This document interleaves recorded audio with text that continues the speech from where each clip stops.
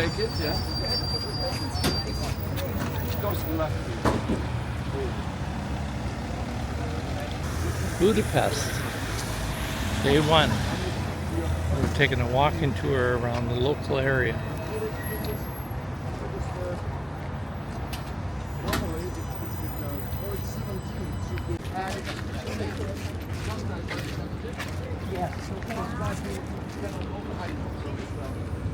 You always check the channel. Yeah.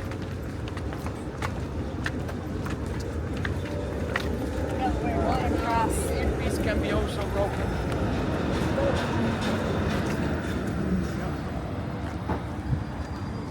Change the earpieces. Yeah. If you are committed for environment protection, you change it only for 30 minutes.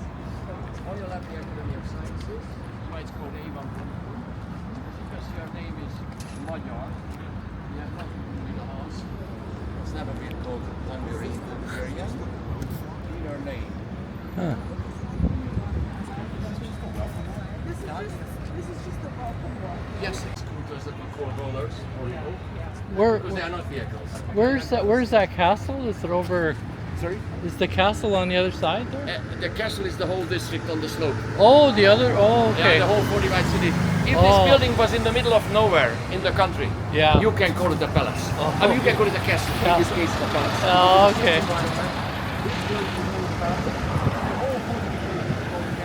Building a lot of Hungarian guys don't know. Well, it's a dusty embankment.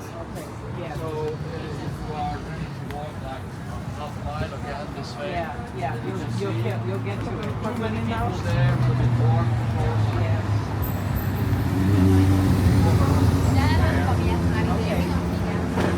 Oh yeah, Roosevelt. Yeah. Only one of them. You better to go to private hospitals if you have any problem, dental surgery, something, Yeah. and you will be reimbursed if you have a good health condition. You never go to a state hospital, okay? In Eastern Europe. This is actually the Four Seasons. You can see the architecture is also not so expensive. Only $25 from England.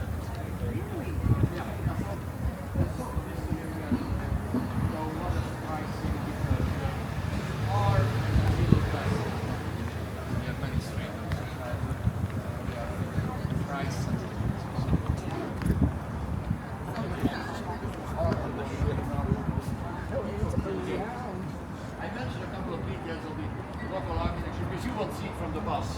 Right. Driving around. Yeah. Look at that. Poppy seat belt, yeah? It doesn't mean that we do like rocks, you know? Budapest in English. In the Hungarian language, if you want to say an S, you should write down S and Z. So S and Z together is S in Hungarian. The single S is S in our language, so that's why we say Budapest. The two sides, Buda and Pest, were two cities long time ago, and these two cities became one in the 1870s. So before the 1870s, only Buda, the hilly side, was the Hungarian capital. So that's why the Buda side is older, much older than the Pest side of the city. But now we are in Pest, on the flat side of the city, and this side of Budapest is mostly dominated by, in the city center, 19th century buildings. So, for example, on your left-hand side, very typical old buildings can be found, which are not skyscrapers. You have to know that in this city, in Hungary, neither you won't find any skyscrapers. Especially in the city center of Budapest, there is a rule. It is not possible to build up in the central part of the city a higher building than the Parliament or the St. Stephen's Basilica. The height of the Parliament and the Basilica is 96 meters, 270, 280 feet. 96 is a magic number in this city, the symbol of the year of 1896, and later, close by the Hero Square, I will speak about that year as well, 1896. So we are in Pest, on the flat side of the city. Personally, I live on this side of the city. I was born on this side of the city, but I don't live in the city center. I live in the outskirts of the Hungarian capital. In the outskirts, you can find a lot of family houses with gardens as well, but here in the city center, mostly these bigger 19th century buildings are. And in these buildings in the city center, mostly offices and privately owned apartments can be found. So condos, condominiums are in Budapest. It is important to know. If you want to buy a 2-bedroom apartment in this part of the city, in the city center, the price of it would be around 200 or 250,000 euros, more or less. Of course, in the outskirts, the apartments are cheaper, and on the hilly side of the city, the apartments are usually more expensive. On a square, which is called Elizabeth Square of the city. This square was named after Queen Elizabeth, or Sissy, according to her nickname. Don't forget this name, because during the cruise you are going to hear about her many times. She was not Hungarian, she was a lady from Austria, actually Bavarian princess she was, and she was the wife of Franz Joseph. And Franz Joseph was the emperor and the king of the Austro-Hungarian Empire, which existed in this part of Europe in the second half of the 1800s.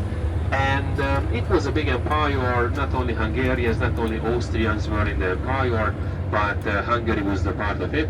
And Elizabeth was the wife of Franz Joseph.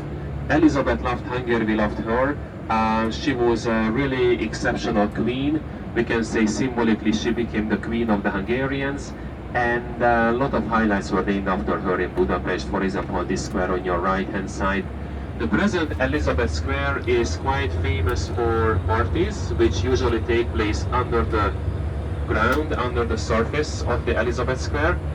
And on the surface of the square there is a building which used to be a bus station in the communist times. Hungary was communist country before 1990. But nowadays in that building on the square there is a big pub.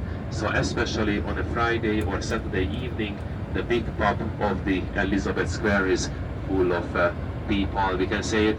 By the way, this Elizabeth Square is not too far from the shopping street, which is just behind the Ferris wheel.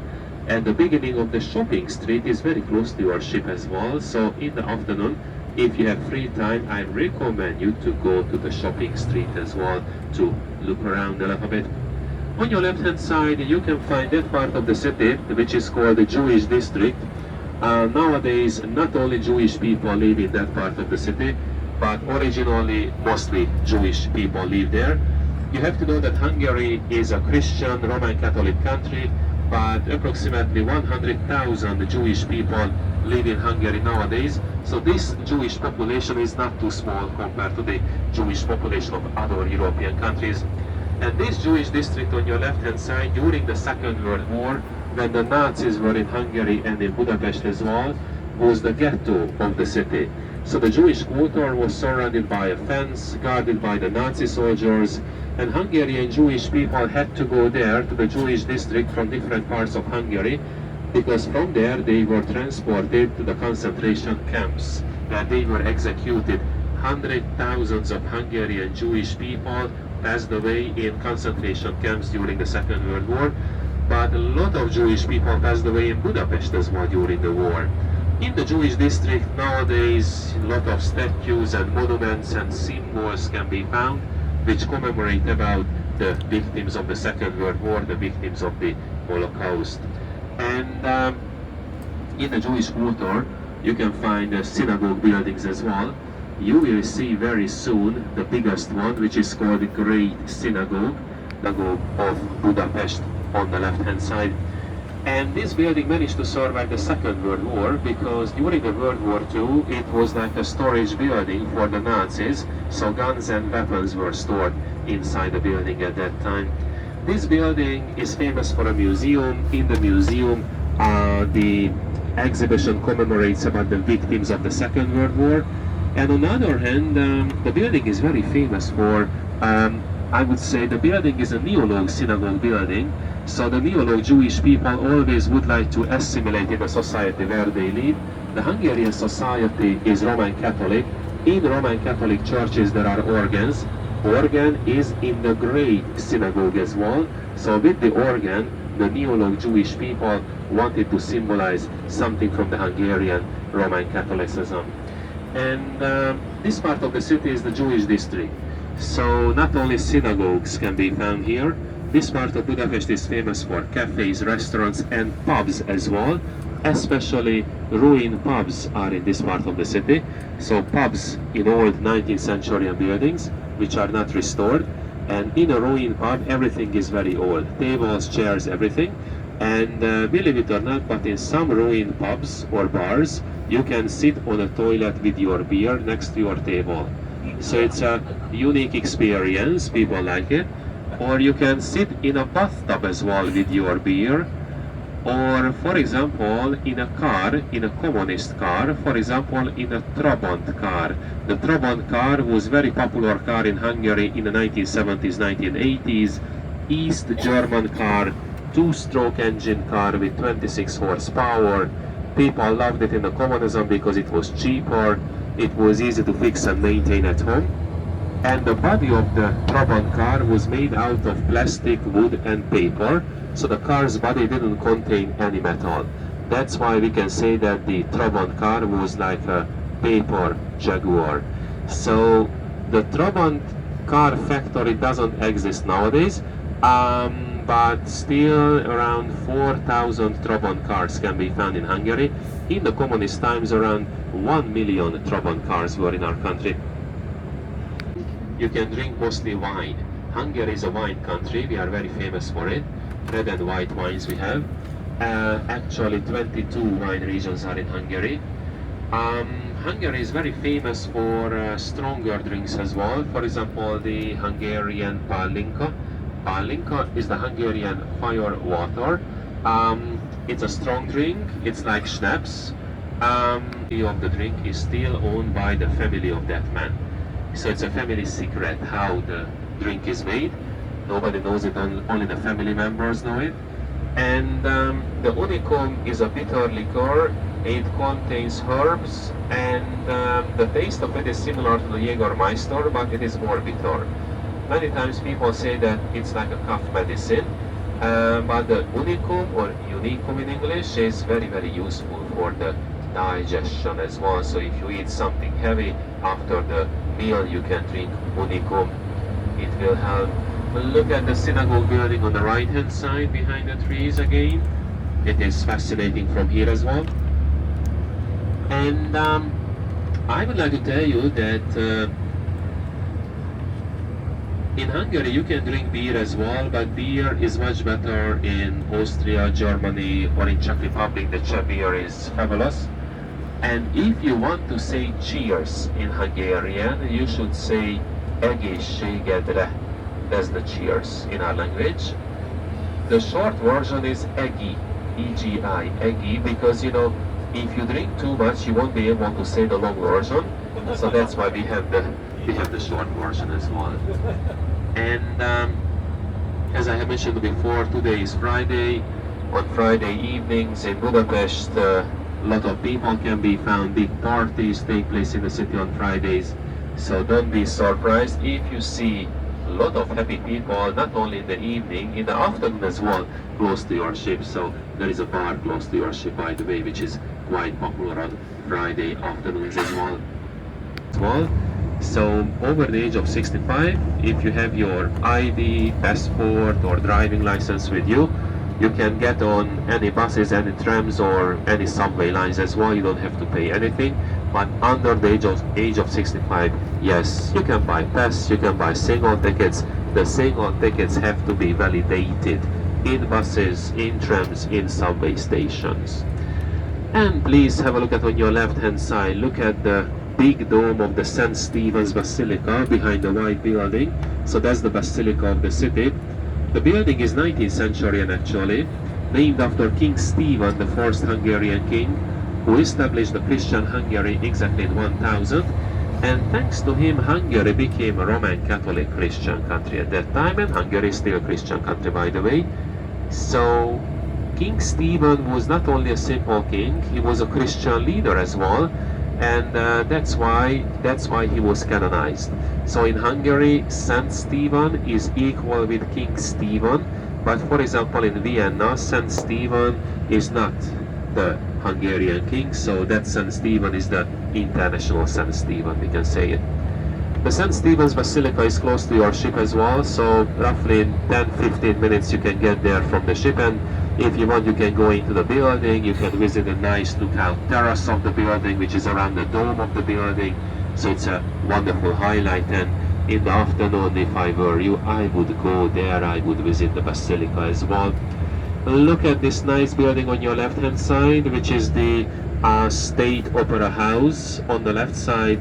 The building is huge, as you see, 19th century and a jewel box, we can say, designed by Miklós Ibol. He was Hungarian man. And this building is very famous for guided tours and very famous for opera concerts as well, actually. People can buy cheaper concert tickets in the opera house. The price of a cheaper ticket is around 8 or 10 euros, but on the cheap tickets, many times it is written from this seat you cannot see anything in the opera house. You are in a concert, so you won't see too much, but at least you are in the building and you can enjoy the concert.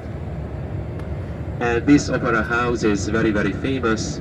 Not only Hungarians, foreign people also visit the building many, many times. And actually the State Opera House of Budapest can be found on this wonderful long road, which is an avenue. This is the famous Andrássy Avenue, which makes connection between the city center and the Heroes Square of Budapest. And this entire long avenue is valued by the UNESCO as well, the UNESCO's World Heritage List. The buildings on your right and left hand sides are originated mostly from the second half of the 1800s, so that's why the avenue is a UNESCO highlight. UNESCO is on the UNESCO's World Heritage List. Actually, on your right hand side you will see a nice square very soon, which is the Franz Liszt Square of the city. Maybe you heard about him. He was a Hungarian pianist, Hungarian music composer in the 1800s. Hungarian Rhapsody was composed by him. He was born in Hungary, but the city in where he was born now is in Austria. You have to know that Hungary was a bigger country before the World War I, but in the World War I, Hungary was on the losing side, and after that war, Hungary was punished by those countries which managed to win the World War I. In 1920, Hungary lost 2/3 of its territory and 1/3 of its population. So we lost that city, which was the part of Hungary in where Liszt was born, and the square on your right hand side was named after him, the Liszt Square of the city. But Franz Liszt always said that he was Hungarian. He didn't speak Hungarian language very well, by the way. He studied mostly in Austria and in Germany, but he lived in Budapest as well. But he spoke most of the German language, but he always said about himself that he was Hungarian. And now we are in the second section of the Andrássy Avenue, which is very famous for a grey building, or bluish, greyish, let's say greyish building. It will be on your left hand side very soon behind the trees around the corner. And it's a 19th century building, but now in the building you can find the House of Terror Museum, or Terror House Museum. The building on your left hand side, that greyish bluish building, is the House of Terror Museum. The building during the Second World War was the main building of the Hungarian Nazis. At the end of the World War II, the Soviets liberated Hungary from the Nazis, but you know, the Soviets stayed here until 1990, and so it was not a real liberation for the Hungarian people. Until 1990, Hungary was a communist, socialist country, and in the communist times, that grey building was the main building of the Hungarian State Security Police. That was the Hungarian KGB, the fist of the communism. If someone criticized the communist regime at that time, that person was imprisoned in the building. The basement of the building used to be a prison. But now it is a museum, and it commemorates about the victims of the fascism and the communism as well. And in 1989 and 1990, the Soviets left Hungary. At that time there was no revolution here, they left us. They wanted to finish the Cold War together with the Americans, so they left Central Europe, and Hungary became independent country in 1990. At that time the first parliamentary elections were in Hungary, and now we have elections in Hungary every 4 years, and the next elections will be next year, by the way. And Hungary joined the NATO, joined the European Union, but Hungary didn't join the Euro. So that's why Hungary is not in the euro.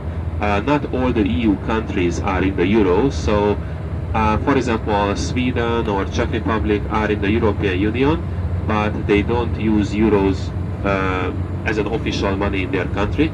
In Hungary, the local currency is not the euro. The local currency here is called Hungarian forint, F-O-R-I-N-T, forint. And 1 euro is approximately 400 Hungarian money. 1 US dollar is around 360 Hungarian money. But don't worry, because in the city center of Budapest, in shops, cafes, restaurants, euros, credit cards are accepted. So if you don't have Hungarian money with you, it is not a big problem, not at all. The Hungarian money is funny because big numbers are on the Hungarian coins and banknotes. For example, the smallest amount on a Hungarian paper money is 500, which is 1.2 euros approximately. The next one is 1,000, 2.5 euros, which is the price of a coffee in Budapest in a cafe. Or we have 2,000, 5,000, 10,000, 20,000 Hungarian money as well. 20,000 Hungarian paper money is equal with 50 euros, 50. Just a technical piece of information. And if you pay in euros in a store, it can happen that you will get back the change in Hungarian money. By the way, in some souvenir shops, the US dollars are also accepted. Second half of the 1800s, exactly in 1896, it was open for the public. 14 statues of Hungarian kings and heroes are on the square. And 1896 was very important year in Budapest in Hungary, because at that time Hungarian people celebrated the 1000th anniversary of the Hungarian arrival from Asia to Europe. Believe it or not, we Hungarians, we came from Asia to Europe in the 800s, and in 1896 we celebrated this big event with this great Heroes Square as well, which can be seen on your left hand side. The statues of the square are symbolizing Hungarian leaders, Hungarian kings between the 1000s and the 1800s, so almost the entire Hungarian history can be discovered on the Heroes Square of Budapest. And the Heroes Square is famous for a column as well. On the left hand side you can see it on your left. On the top of the column, originally there is a statue as well, the statue of an angel. Archangel Gabriel can be found on the column, but that statue is under renovation in a building now, so that's why the top of the column is empty. At the pedestal of the column you can find 7 equestrian statues, and on the horses the statues of the 7 Hungarian tribe leaders are sitting, because 7 Hungarian tribes with the leadership of the tribe leaders came from Asia to Europe in the 800s. And the Hungarian kings were the descendants of the main Hungarian tribe leader, actually. Still on your left hand side there is a grey short fence as well, and behind the fence you can find the tomb, and the tomb symbolizes the tomb of the unknown soldier. Nobody was buried in that tomb, so that is only a symbol, and we can say that that monument commemorates about those soldiers, those Hungarians who died for Hungary during the wars. Originally it was only a World War I monument, by the way. Not the best parts of the statues of the Hungarian kings and heroes are on your left hand side, but please have a look at on your right. You will see a wonderful lake for boating in summertime, and there is a building as well on your right hand side. As you see, a castle building, Vajdahunyad Castle. The building is roughly 130-year-old building, and that building is only a replica. The original castle is in Transylvania. Transylvania used to be Hungarian region, but now it is the part of Romania. By the way, a lot of Hungarian people still live in Transylvania.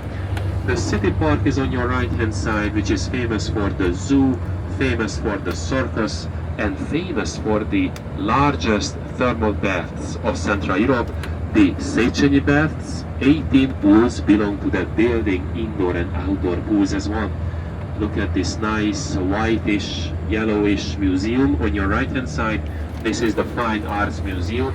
The building is from the 1890s, and very famous for paintings, classical exhibitions.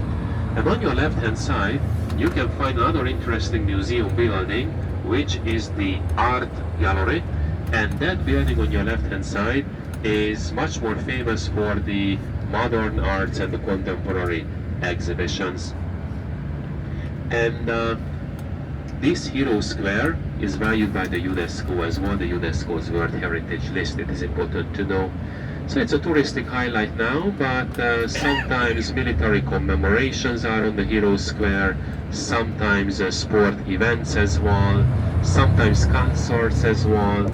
For example, last year on the Hero Square in September, there was a big Ricky Martin concert. It was a free concert and thousands, 10,000s of people were here at the Hero Square. So we can say goodbye to this wonderful highlight. And on your left hand side, very soon you will see a very exciting building which has a special design as well. The building is a museum. The building is almost 4-year-old, and the name of the building is Museum of Ethnography, or we can say Folk Art Museum or Folklore Museum. The building is unique because the certain part of the building is under the ground, so the entire building looks like a huge skateboard track. And on the top of the building, actually on the roof, you can find a nice park as well, which is open for the people. So you can get your cameras ready because soon you will see that building on your left hand side. Folklore or Folk Art Museum. By the way, Hungary is very famous for different folklore styles, but it's an international folklore museum mostly, we can say it. And on the top of the building, you will see the park, and you will see behind the trees in a few seconds on the left side that there is a monument as well between the two big parts of the building with 56 iron columns. So that monument on your left hand side commemorates about the freedom fighters of 1956. At that time, big revolution was in Hungary against the Soviets. It wasn't successful for the Hungarian people, and originally it was only a demonstration. Hungarians demonstrated against the communism and the Soviets, but they didn't have peaceful answer for it. They shot among the people, and a lot of Hungarians passed away at that time. And the symbolic victim of the 56 revolution was Imre Nagy. He was a communist politician originally, but he wanted to give a human face for the communism, and he was executed by the communists in 1958. So after 56, the Soviets stayed in Hungary until 1990. After the short story of the 56 revolution, on your left hand side behind the chestnut trees in a few seconds, you will see a really interesting building, which is a church, a Lutheran church, and a Lutheran high school as well. This building on your left hand side, more than 100-year-old. And so in one building, church and school can be found, and very, very famous Hungarian scientists studied in that building when they were students. For example, more than 100 years ago, actually more than 120 years ago, John von Neumann studied in that building. He was a Hungarian genius at mathematics. When he was only 10 years old, he could divide 8-digit numbers in his head. His dog's name was Ingvars, referring to the mathematics. And this man became very successful in the States in the first half of the 1900s, because he managed to invent the basic units, the basic principles of the present computers. So thanks to him, we know how the computers have to work. But not only John von Neumann was famous Hungarian man. For example, Ányos Jedlik was that Hungarian man who managed to invent the soda water with the bubbles. Very useful, very simple Hungarian invention, very cheap. So if you don't want to spend too much money in the city, but if you want to taste something which is Hungarian, just drink a glass of soda. I think you heard about the Rubik's Cube. It was invented by Ernő Rubik. Rubik is the family name, and he is a Hungarian man actually. He lives in Budapest, and he lives on the hilly side of the city, and he managed to invent the Rubik's Cube in 1974, so 51 years ago. By the way, he's not a poor man, so the cube helped him to be richer and richer, and that's why he lives on the hilly side of the city. His family name is Rubik. His first name is Ernő, and in the Hungarian language, the family name comes first. So in the Hungarian language, the name of the person is Rubik Ernő. In English, Ernő Rubik. Dénes Gábor was a Hungarian man who managed to invent the hologram.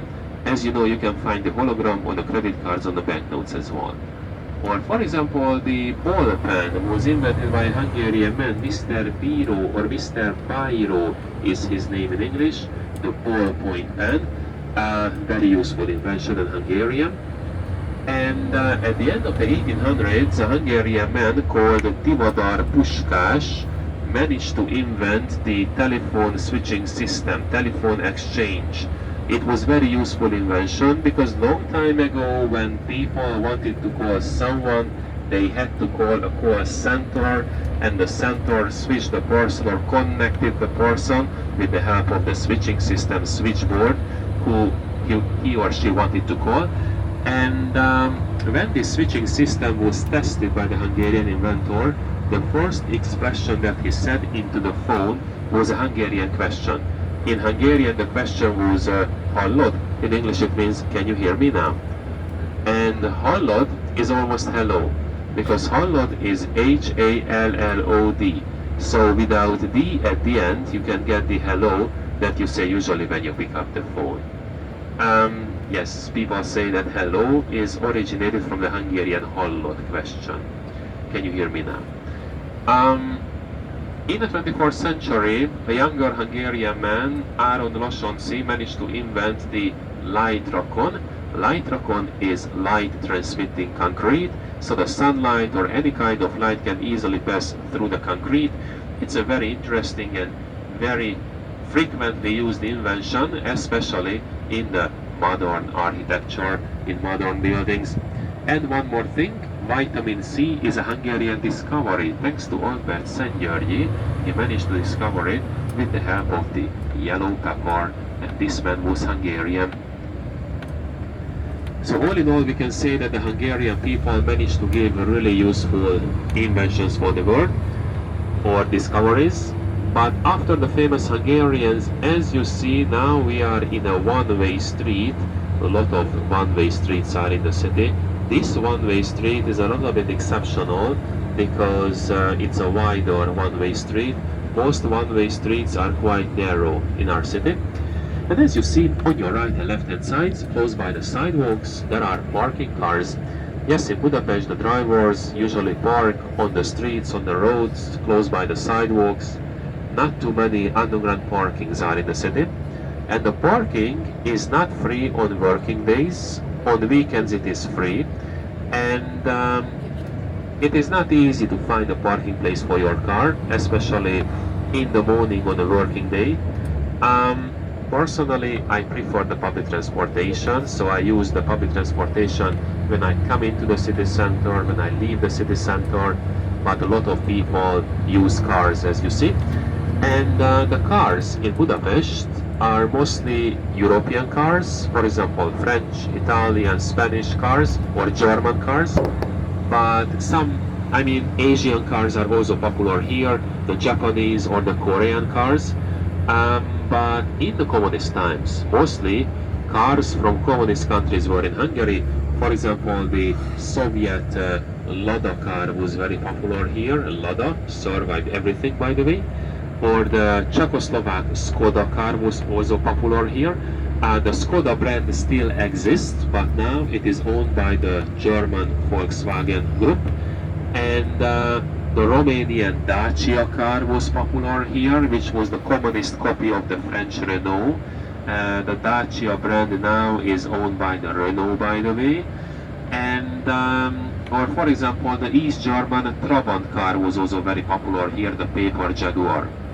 And if you wanted to buy a new car in the communism, you had to order the car first from a national company. You had to pay the price of the car, the total price, and maybe after 3 or 4 years you managed to get your new car. That's why the used cars were more expensive than the new ones, because you could get the used car immediately. You didn't have to wait for it. But for the new car, yes. And for example, if you wanted to buy a new Trabant car, you could choose among 4 colors: white, blue, brown, and green. And the white colored Trabant car was the cheapest. The blue colored Trabant car was the most expensive. And if you ordered, for example, a blue car, but maybe after 1 or 2 years they told you that we have a car for you, but it is white. They told you, we know that you paid the price of the white car, which is lower than the price of the blue car, but you can get you can get the, so if you wanted to buy a white car, after 1 or 2 years a blue car arrived, and they told you that you can get the blue car if you pay more. But next time, when somebody ordered the blue car and the white car arrived sooner, they told the person, you can get the white car for the price of the blue car. And the blue was more expensive than the white. So they didn't give back the money to the buyer. Very interesting situation. It was a good business for the communist company, which was responsible for buying and selling cars in Hungary. But nowadays it is easier, much easier to buy cars in Hungary. Hungary doesn't have a car brand, but German and Japanese cars are made in Hungary as well nowadays. For example, the Japanese Suzuki cars, the German Audi cars, Mercedes cars are made here. In the future, BMW factory will be open in Hungary.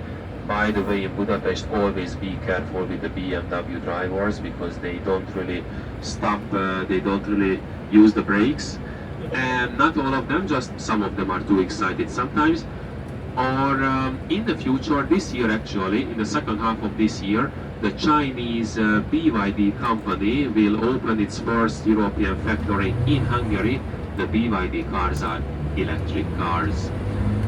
And after the cars, I would like to ask you to have a look at on your left hand side, because you will see an interesting building on the left side very soon. It's a whitish yellowish building around the corner with flags as well. That is the famous New York Cafe on the left hand side, right there, the main entrance is. The New York Cafe is extremely popular in Budapest, more than 100-year-old cafe, neo-baroque styled cafe. People say that the most beautiful cafe of Central Europe, and many times people have to wait outside in front of the cafe.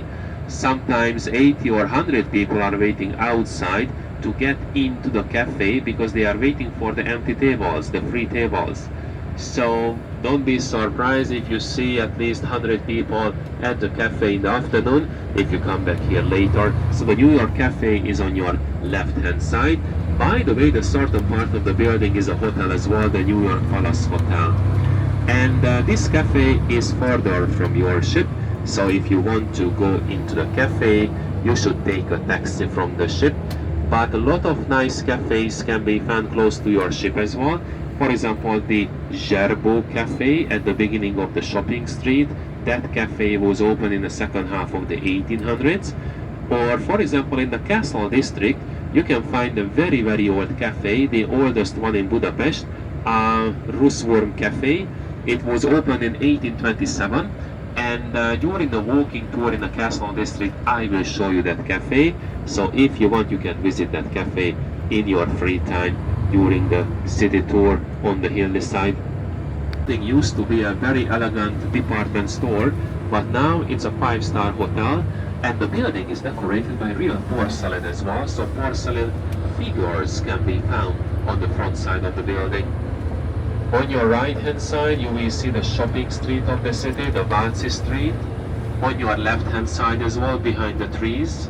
And on your left hand side, behind the trees, that section of the street which is famous for the market, the central market. We have a huge market at the end of the second section of the shopping street, which is open today until 6 p.m.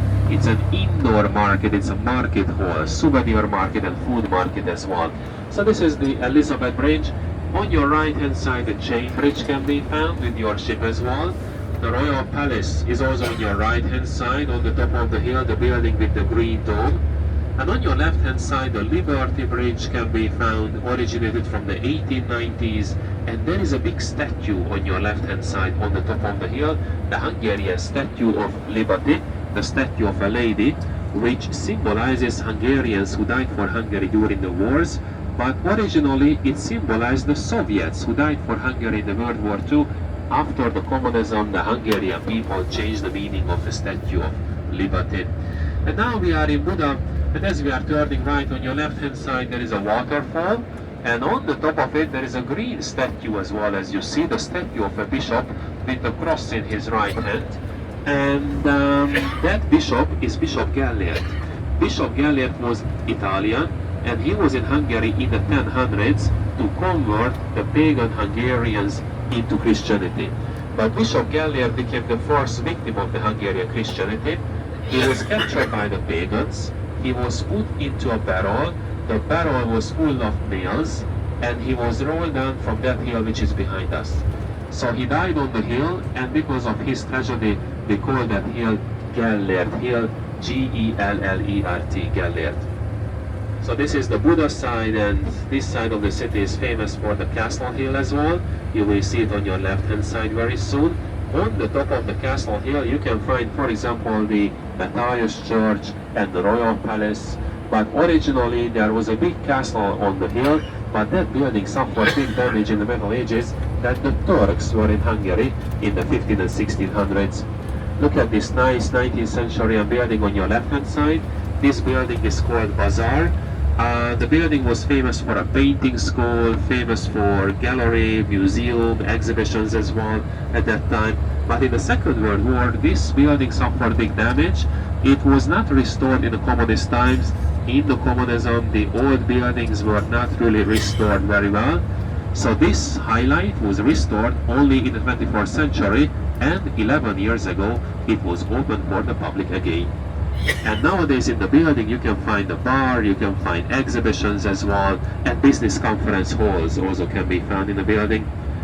The bridge on your right hand side behind the trees is the chain bridge, the symbol of the city very close to your ship. We call it chain bridge because it has chain-like structure. It's like a necklace, we can say it. And this bridge is 19th century, designed by Tierney Clark. He was an Englishman. And the construction works of the bridge were led by Adam Clark. He was Scottish, but the bridge became the symbol of Budapest. Close by the chain bridge on your left hand side you will see the track of the funicular or incline behind the trees.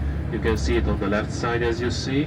That funicular system is quite old, originated from the 1870s. And at that time it was operated by steam machines, by the way. On your right hand side you will see the lions of the bridge. 2 lions are here in Buda, 2 more lions are in Pest. They guard the chain bridge symbolically. And on your left hand side, on the top of the hill, you can find the Royal Palace, the building with the green dome. That building is 19th century, under renovation now. And originally that building was the main building of the Hungarian kings, Hungarian leaders. But nowadays in the building you can find the National Gallery, National Library, and the Budapest History Museum as well. So nobody lives in that building. Ladies and gentlemen, soon we will stop on the top of the hill. We are going to go into that building. It's a really unique building. Not like a classical Roman Catholic church. And as I have mentioned before, if you want to visit the church, come with me after the restroom break, because I will buy the church ticket for everyone. Alright. And the castle district is gonna be crowded. Our bus driver will come back for us by 11:40, important to know, because in the free time the bus won't be on the hill. The bus parking is further from here, but by 11:40 our bus driver will come back. And don't forget the place where we stop. We should be there at that time. And our bus sign is 53A. 53A. I know that on the ticket it was printed 52A. that was a wrong number, so 53A is our sign, okay? So please don't forget it, and please try to find it at 11:40 at the meeting place where we stop soon. By the way, I will stand close by the motor coach with my Viking sign, with my lollipop, so if you find me, you will find the bus as well easily. Look at the view on your left hand side, it is fabulous from here, and you will see very similar view or panorama from the Fisherman's Bastion as well. Lot of buildings are under renovation, restoration now in the Castle District, because the Second World War caused big damage here and not everything was restored in the communist times here. So now everything is under renovation. On your right the main street can be found, and the cafe is also on your right hand side that I was talking about. This cafe in the brown building on the right side will open at 10 o'clock, okay, at 10 o'clock. And the public restroom will be on the right hand side as you see, and behind the public restroom we will stop soon, and this would be our meeting place as well, where we stop at 11:40, 11:40 right here. Our driver will be here at that time. I will be also here at that time. So let's use the restrooms first, and then the walking tour and the church visit. After the church visit, free time, and please come back here by 11:40. If your device doesn't work, please let me know outside. So you can just put that on.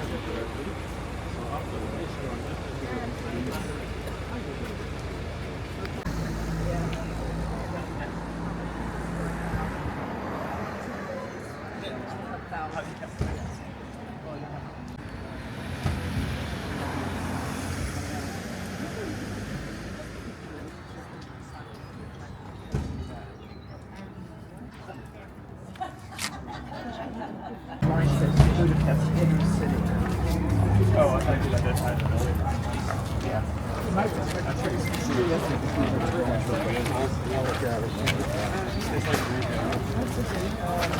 And that the bridge was And we are standing right here somewhere in the middle of the city by the restaurant. This is the Royal Palace, which is that way. But we will go in the opposite direction to the Matthias Church and the Fisherman's Bastion. So this castle district is like a small town within the Hungarian capital.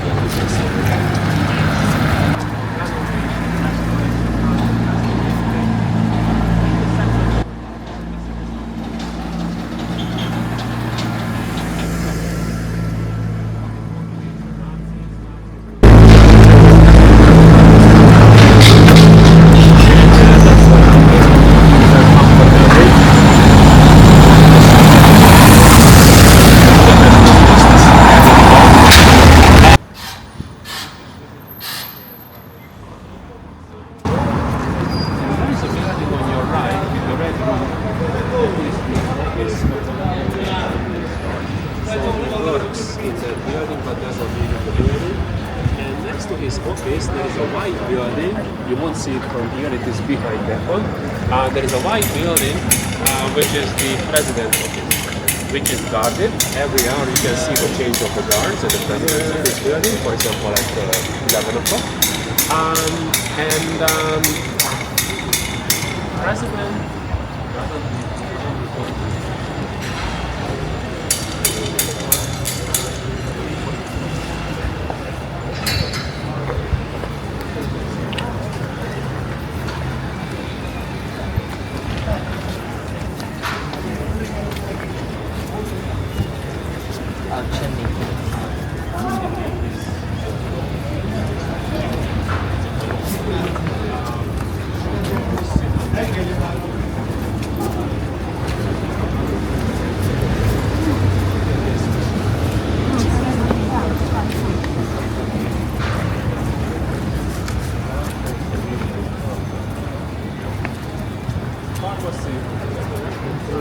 Hungarian, believe it or not. His Hungarian name was Budapest. Houdini was his stage name, and he was born in this city, not in that building. He was born on the other side. So in that building there is an apartment which is the house of Houdini. Straight jacket, chains, and everything. All at the big trees, very useful.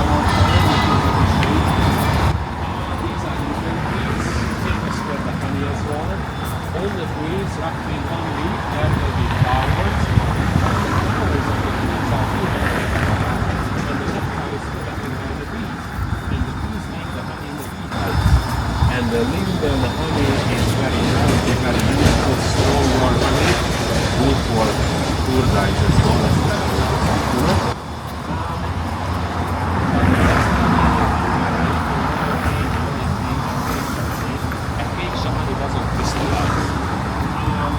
Chestnut honey, lavender honey, sunflower honey, canola honey, those are all very good here. My father is a beekeeper as well, so we have beehives at home. That's why I like the honey. In grocery store, for example, close by the church, you can buy very good one.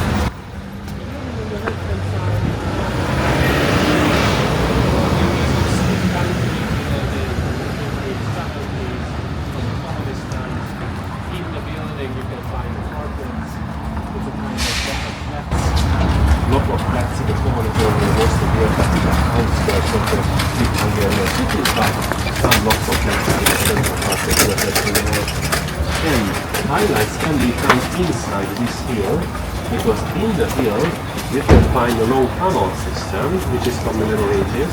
It was used for escaping from the castle district in the days of invasion.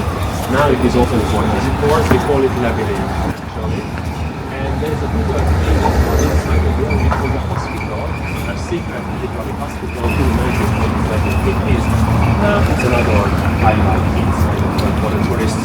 Look at the painted eggs as well, wooden eggs, or tablecloths. Wonderful embroidered tablecloths can be found in a souvenir shop. Porcelain eggs as well, Hungarian paprika, hot or sweet paprika powder, actually dry paprika. So, souvenir shops if you go to my typical Hungarian and painted and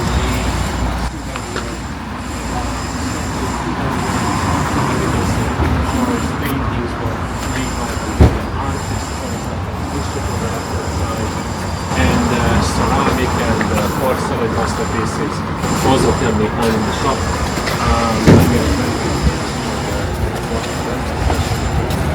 And porcelain. Look at some wooden toys or wooden magic boxes can be found on the stairs right there.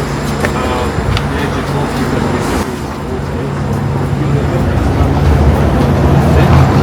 and moose eggs also can be seen on the left hand side. Christmas walls as well. Hungarian unicum liquor can be found here. 1790s literally, and that time the drink was invented. This is the Pittsburgh liquor, which is similar to Jägermeister, or the Hungarian famous white wine, the Tokaj wine. It's an example.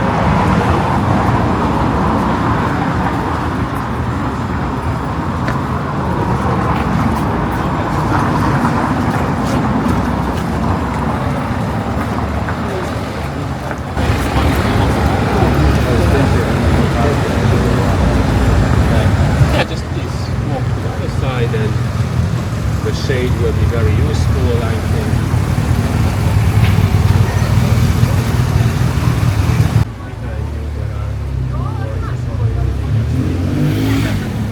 Because this building actually is an elementary school, so the first half of June is about the end of the school season in Hungary, and after the middle part of June until the first week of September, the children will have long school summer holiday. So soon this school will be closed until September.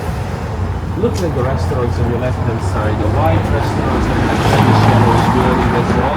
Most of the buildings are older actually, originated from the Middle Ages, roughly 600-year-old buildings. But fortunately, the biggest parts of those buildings managed to survive the Second World War as well.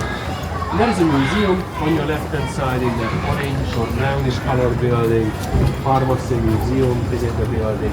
The first pharmacy of the city was opened in that building in 1600s. Cobblestones, very interesting. Long time ago, for the horses it was more convenient to stand on the wood, and the horseshoes were not too noisy on the wood anyway. But long time ago. Nowadays, you won't find any horses in the building. There is a grocery store on the left hand side. All the grocery stores can find the flag of Hungary with the red, white and green color. The the blue card is the flag of the European Union. And in the grocery store, you can buy Hungarian paprika as well, Hungarian honey as well, Hungarian wine as well. Upstairs in the grocery store, there is a cafe as well. And not too far from the grocery store to the left, you will find the famous strudel shop.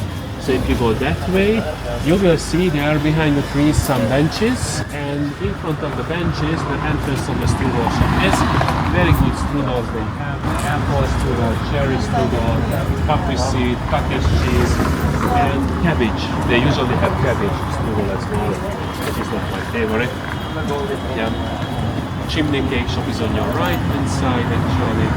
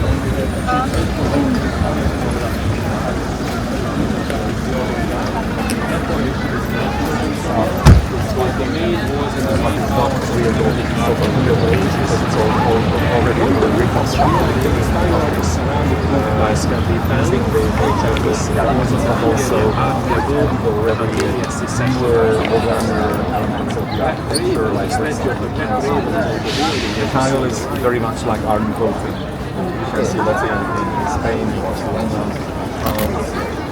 For his coronation, he was imprisoned, and his mother sent him to prison with the raven, and Matthias sent one of his rings back to his mother with the raven.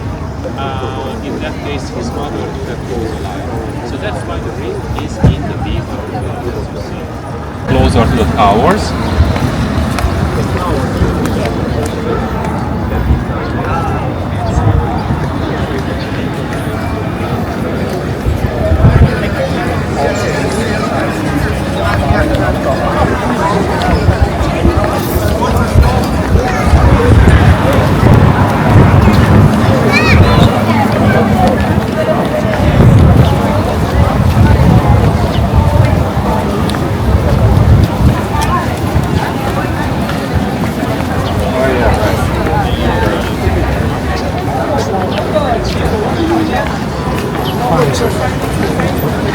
You're just conscientious.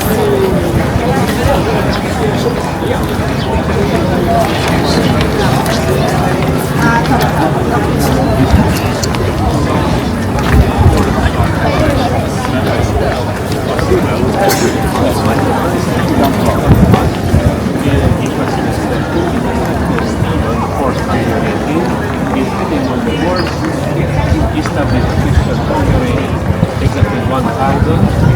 Thanks to him at that time, most Hungarians became Christians. And in his right hand, you can find the apostolic cross. It symbolizes that King Stephen had right to establish bishoprics and bishoprics. It's a special Roman Catholic title which was given to the king. And as you see, behind his head, there is a halo as well. So it symbolizes that King Stephen canonized Saint Stephen. Let me show you the view of the city from the lower level of the official question. So you will see soon, for example, the Hungarian Parliament building. And from here, you can take very good pictures of the Parliament of the Union. On the other side of the city, the building is very low and British whitish towers as well. Outside there, the Hungarian Parliament, huge building. You will see that when you later apart from the Motet Road, when you go back to the city, I think for me, that's it.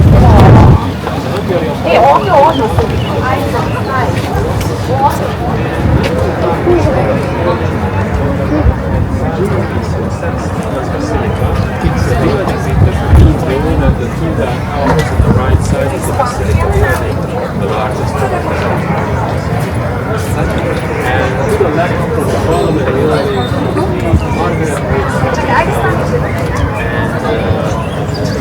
your right hand side of the car, you can see for the change that you can return to your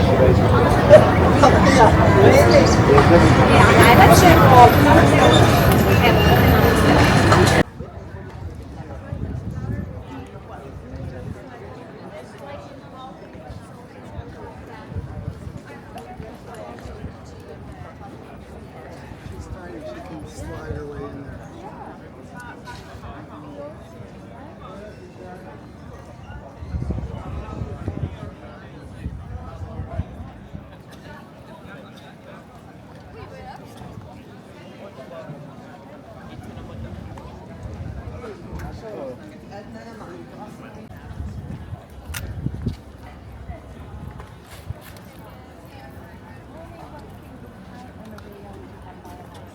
Budapest Tour.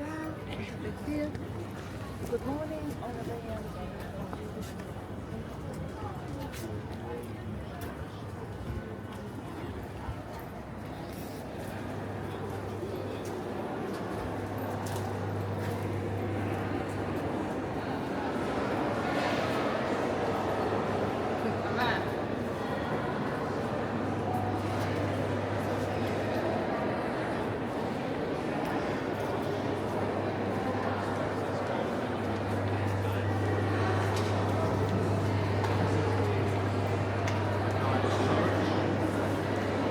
which is from the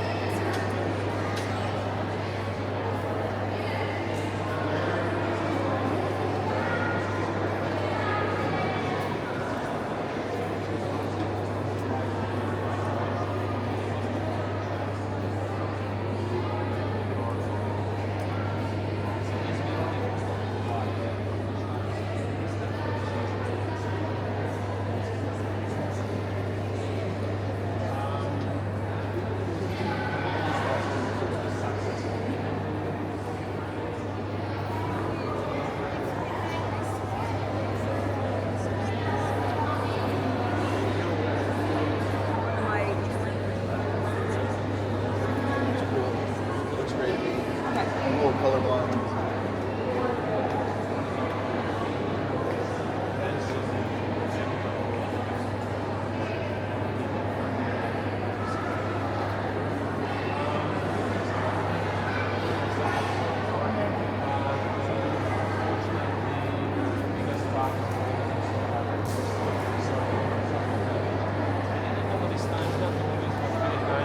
Roman Catholic churches.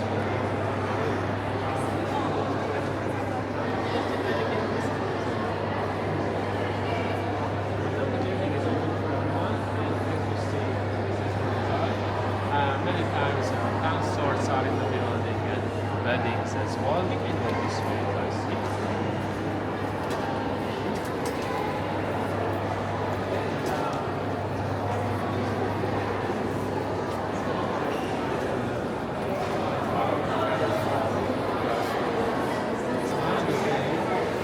Look at the high altar in front of us, decorated by the blue statue of Virgin Mary.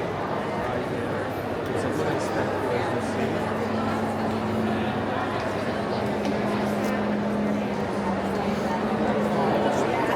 Mary statue behind the flags on the left hand side. There's a balcony. I will show you how you can go up there, and from there you can also take some nice photos.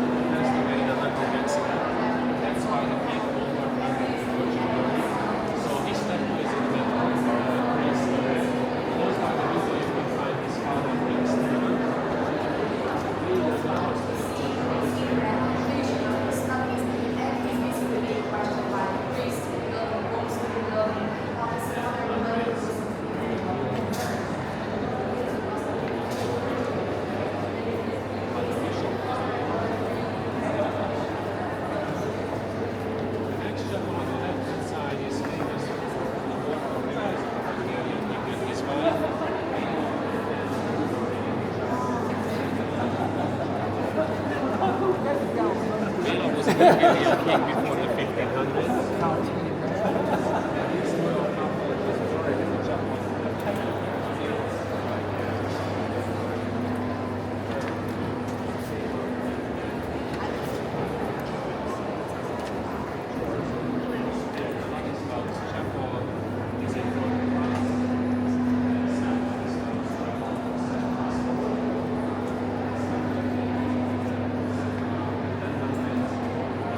Christian king, very strict as well. Something more valuable than a simple chicken. The hand of the person was cut off. But people liked him, by the way, in the Middle Ages. So he was civilized. And if you turn left here, you will leave the corridor. At the end of the corridor, a staircase can be found. You can go upstairs. And upstairs, if you turn left, you can get to the balcony. From there, you will see the engineering system. If you turn right upstairs, you can get to the organ. And next to the organ, there are more steps over there. And the gallery is up there. There is a gallery up there, as you see, with an exhibition as well about the church, about the Hungarian Roman Catholicism. At the end of the gallery that way, another staircase can be found. If you walk down the steps.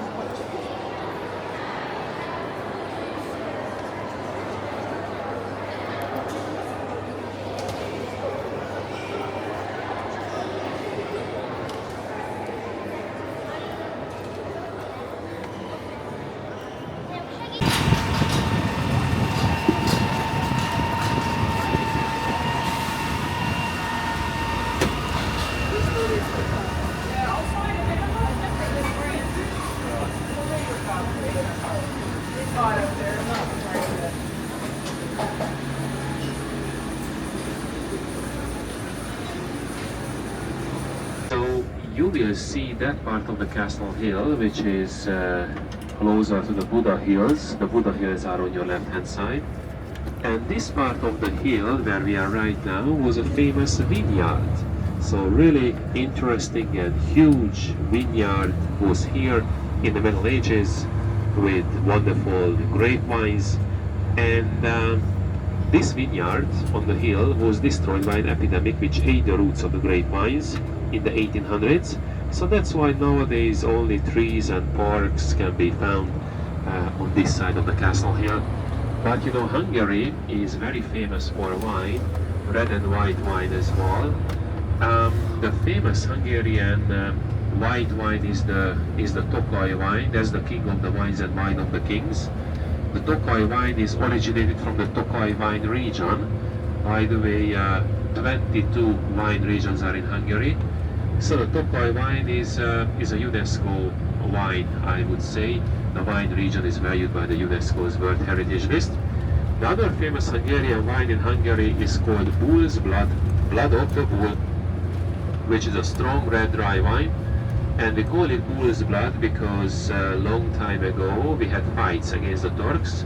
And before these fights and battles, Hungarian soldiers were drinking always something red. And it was only red wine, but the Turks thought that Hungarians were drinking blood, because after the red wine the Hungarians became strong, brave, enthusiastic. So we don't drink blood, not at all. Just the Turks thought that the red wine was bull's blood, but because of them we call that kind of Hungarian red wine bull's blood wine. And don't worry, we Hungarians, we are not Draculas, not at all. By the way, Dracula in Transylvania, according to the legend, was drinking people's blood, but in reality not really. And there was a famous Hungarian actor, Hungarian artist, who was Dracula in the first Dracula movie. Maybe some of you heard about his name, Béla Lugosi, or Béla Lugosi. According to women, he was very handsome Dracula in the movie. The other famous Hungarian actor was, for example, Johnny Weissmuller, Tarzan. In Hungarian, his name is Weissmuller János. And he was not only a good actor, artist, he was a great swimmer as well. I think many of you heard about Zsa Gabor and Eva Gabor, the Gabor sisters, Hungarian ladies. Zsa Gabor passed away when she was 99 years old, so almost 100. And believe it or not, but Tony Curtis' parents were originated from Hungary. And in the States, the young Tony Curtis, when he was 5 or 6 years old, he always thought that he lived in Hungary at that time, but no, that was the States, United States. Or for example, Goldie Hawn. Goldie Hawn's mother was a Hungarian lady, believe it or not. Or Paul Newman's mother and grandfather were originated from Hungary. Adrian Brody's mother and Drew Barrymore's mother as well. So in Hollywood, a lot of stars, a lot of famous people had a strong Hungarian background. And Hungarians still live in the States. A lot of Hungarians moved into the States after the 56 revolution or during the 56 revolution. At that time, 40,000 Hungarian people moved into the States. And the Hungarian freedom fighters got, or Hungarian, we can say, refugees in the States got money from Elvis Presley as well. So Elvis Presley had the Hungarian refugees in the States, refugees of 56, and he offered one of his songs for the Hungarian freedom fighters, Peace in the Valley song. And in Budapest there is a park which was named after him. Elvis Presley Park can be found in this city, actually not too far from the Yellow Margaret Bridge, and you are going to see that bridge during this bus ride. And after the Elvis Presley and the 56 revolution and the famous Hungarians in the States, as you see, we are getting closer and closer to a tunnel. This tunnel is on your right hand side, and we are going to turn right here soon, and we are going to go into the tunnel of the Castle Hill, which tunnel is 19th century, and at that time people thought that this tunnel inside the Castle Hill was created just to pull back the chain bridge into it when it rains in Budapest. Well, this is just an urban legend, so in case of rain the bridge is not in the tunnel, but at the other end of the tunnel the chain bridge of Budapest is. And this tunnel from inside looks like the stomach of a big fish, so you can imagine that now we are in a shark, we can say, and at the end of the tunnel on the ceiling you will see the teeth of the shark. So very, very interesting. And very soon on your right hand side you will see the lower station of the funicular. As you know, as you remember, here in the city on the Castle Hill there is a funicular track, incline we can say, which system is very old, originated from the 1870s. And the funicular is really popular. Those people on your right hand side would like to take the funicular, but the ride on the funicular is not too long, it takes around 20 seconds. So don't expect too much if you take it. And as we are turning left on your right hand side, you will see the chain bridge again with the stone lions. According to the legend, the lions of the bridge don't have tongues. You have to go closer to the lions to see the tongues of the lions. Those lions were made by a Hungarian man, János Marsakó. And look at the big statue on your left hand side on the top of the hill. The statue of a bird can be found there, a turul bird, T-U-R-U-L. It's a legendary bird actually, so in real life it doesn't really exist. That bird, according to our legend, guided Hungarians from Asia to Europe in the 800s. So we followed the bird and we settled down here in the Carpathian Basin, where we are right now. And now, ladies and gentlemen, we are in a street which is the oldest street of Budapest. This is the main street of the city, which is really old because originally it was created here by the Romans in the 4th and 2nd centuries. At that time, this part of the city, Buda, and the western part of Hungary was the part of the Roman Empire, and Roman ruins still can be found in Budapest as well. The river Danube was the border of the Roman Empire, so the other side of the river was not the part of the empire, not at all. On your right hand side you can see a wonderful building close by the river, which is the Hungarian Parliament. The building with the red dome with the towers is 19th century, and actually that building is one of the biggest parliament buildings of Europe. The biggest European parliament is in Romania. The second biggest one is in London, and the third one is on your right hand side. Almost 700 rooms are in the building and 27 staircases. The Hungarian parliament was designed by Imre Sternó. He was Hungarian. The building is a neo-Baroque and neo-Gothic style building, so very famous in Budapest.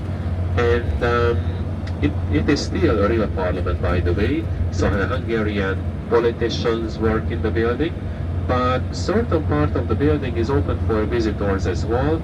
So guided tours are in the building many times, and during the guided tours the visitors can see the Hungarian crown as well in the building, the Holy Crown of Hungary, which was used by King Stephen as well, the first Hungarian king in 1000. At that time he became the King of Hungary. And as you see, the building is really big and really expensive as well. People say that a small town for 30,000 people could have been built from that money which was invested in the construction works of the parliament in the 19th century. The Hungarian flag is on the building with the red, white and green colors, as you see. And not too far from the parliament building, you will see on your right hand side a yellow bridge, which is the Margaret Bridge of the city. The Margaret Bridge of Budapest is the second bridge in the city, originated from the 1870s, and we are going to drive on the Margaret Bridge, and from there you can take some nice pictures of Budapest. But before we get to the Margaret Bridge, I would like to tell you that this side of the city, the Buda side, is really famous for hot springs, and especially close by the river you can find hot springs and thermal baths or spas. And this water is very useful, the upspringing hot thermal water, full of wonderful minerals as well, useful ingredients for people's body. And a long time ago there was a man in this city many times who loved women, and his name was Casanova. I think you heard about that name. He was in the city not because of women, he was in this city because of the hot springs, because the thermal water was very good for his body, actually for the certain part of his body. So we can say that he came here to recharge his batteries. And I wouldn't speak about the details, I think you know what I am talking about. So, by the way, this upspringing hot water is very good for the nervous system, good for the digestion as well, very good for the skin as well. Drinking fountains can be found in the thermal baths, so there you can drink the water of the hot springs. So it is very useful water. And only in Budapest approximately 100 hot springs are, and mostly here on this side of the city, on the hill this side. By the way, the Margaret Bridge is very close to us. It's on your right hand side, the yellow bridge of the city, which is from the 1870s, as I have mentioned before, and looks like a French bridge because the bridge was designed by the company of a Frenchman, and that Frenchman was Mr. Eiffel, the French engineer. I think you heard about the Eiffel Tower in Paris. So Eiffel designed the Margaret Bridge, Eiffel's company designed the Margaret Bridge. That's why the bridge is a French-like bridge in our city. And the bridge is really unique because it is not a straight bridge. You will experience that on the bridge, our driver will turn right a little bit, close by the middle of the bridge. That's the right curve, the right elbow of the bridge. We call it elbow. And this bridge was named after Margaret. She was a lady, she was the daughter of a Hungarian king in the 1200s during the Mongol invasion.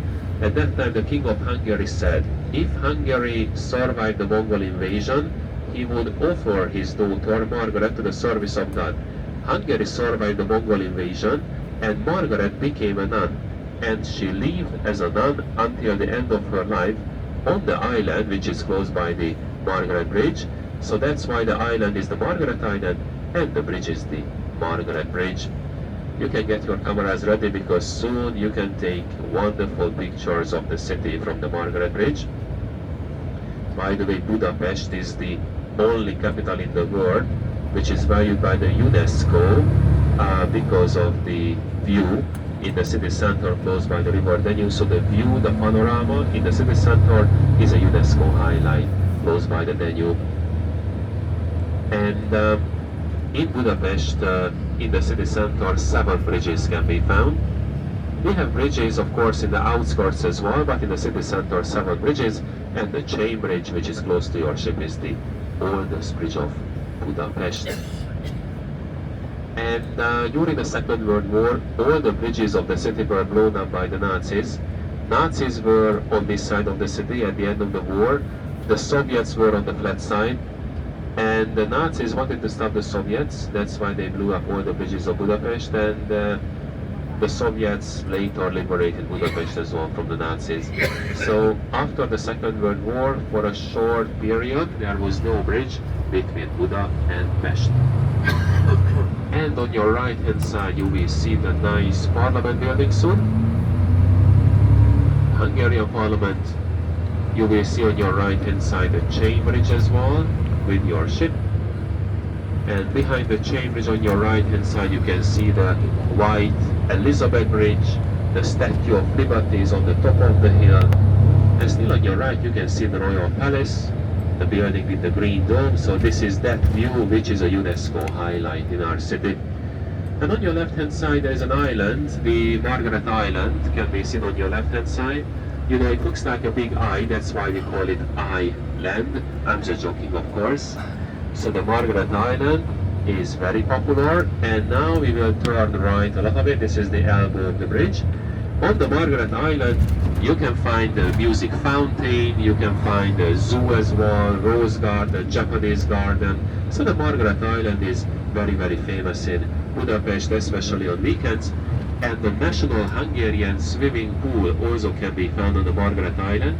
In that swimming pool, the Hungarian national water polo team usually plays. The Hungarian water polo is very good. That team managed to win a lot of Olympic Games in the sport history.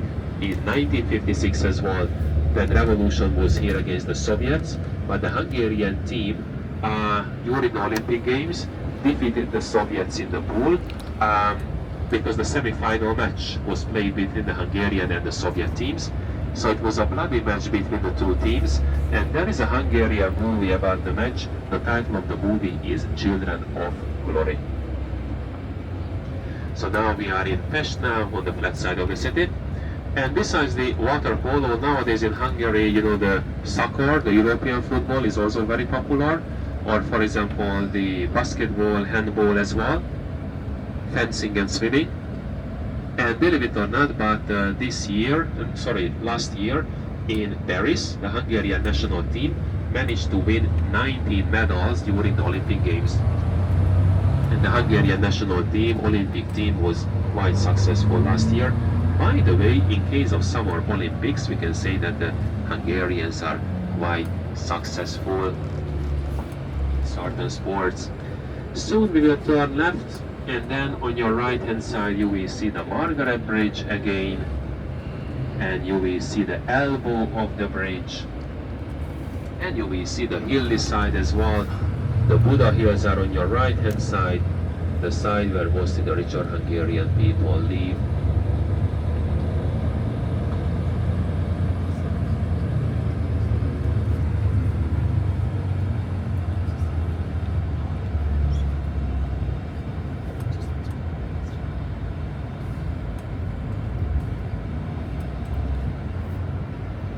And as you experience, the river Danube is really wide river here in Budapest as well, in other Central European cities as well. This river is the longest river of Central Europe, and in Europe the second longest river. The Danube can be found in 8 countries and 4 capitals. By the way, we Hungarians, we call this river Duda.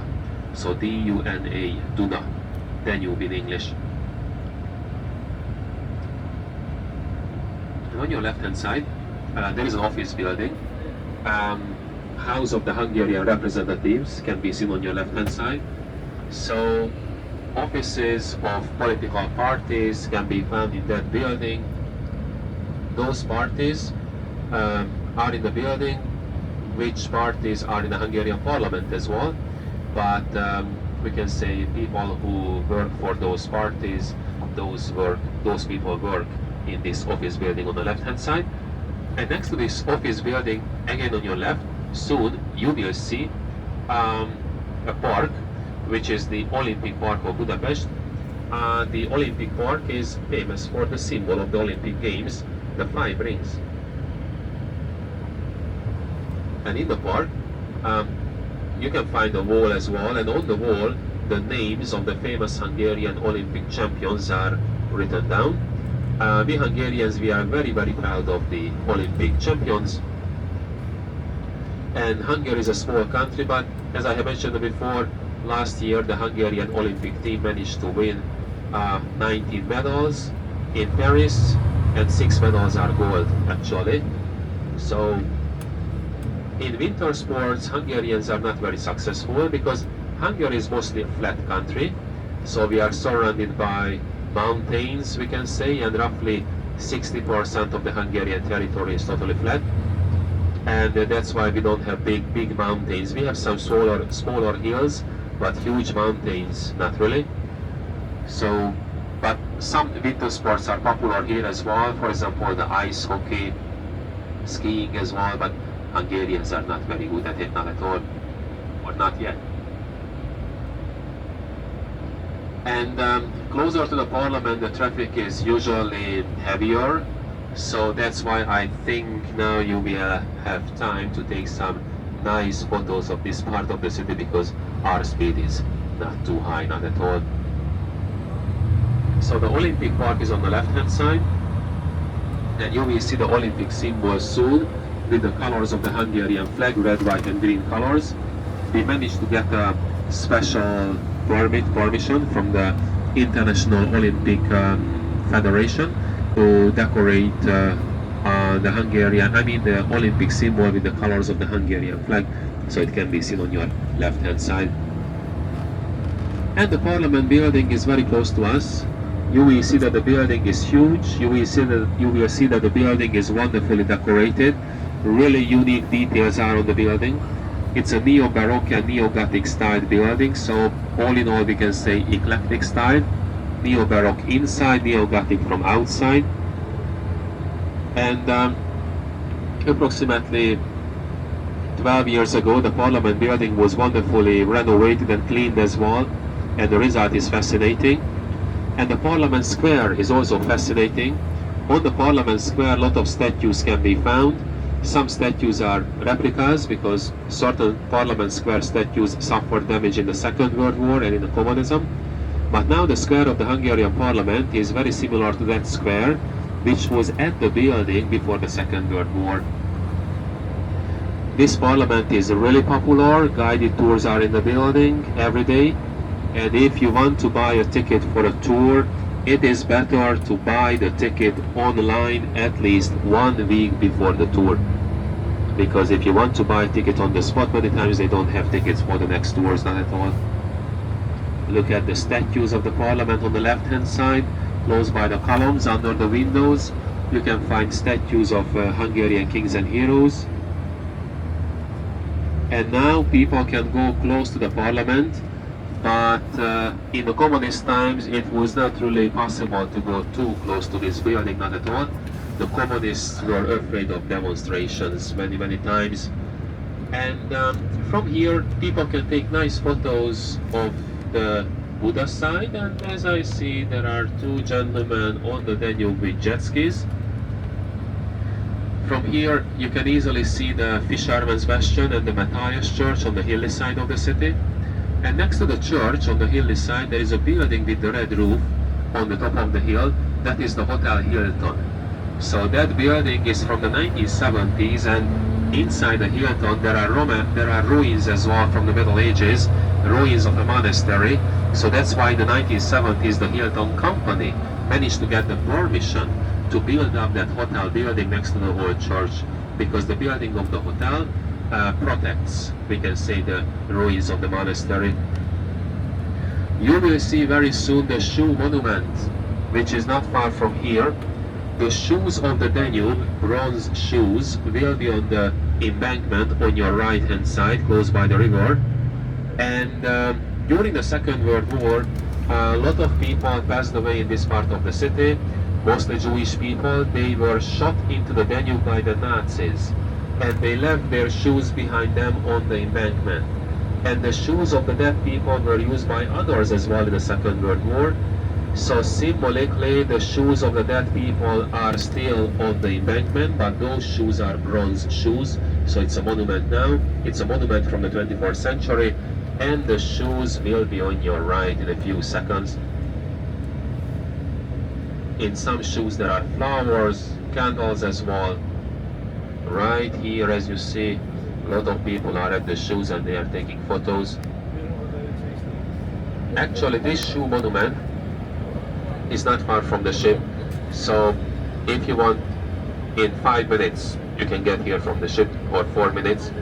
And if you are here at the shoes, you can easily go to the Parliament building as well from here.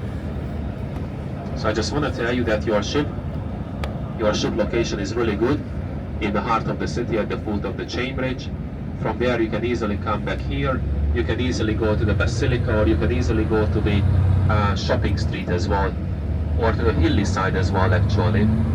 So if you have free time in the afternoon. Ladies and gentlemen, I think you are quite hungry now since you are in Hungary.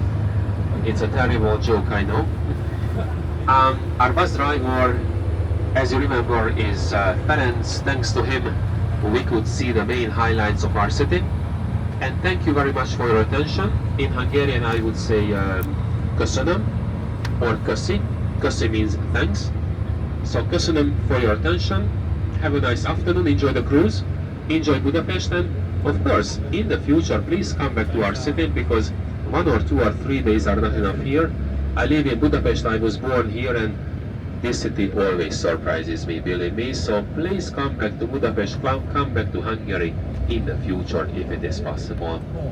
Thank you for your attention, and please do not leave your belongings in the motor coach. Soon we will stop and we will open the doors. Thank you, thank you. Just please wait a little bit.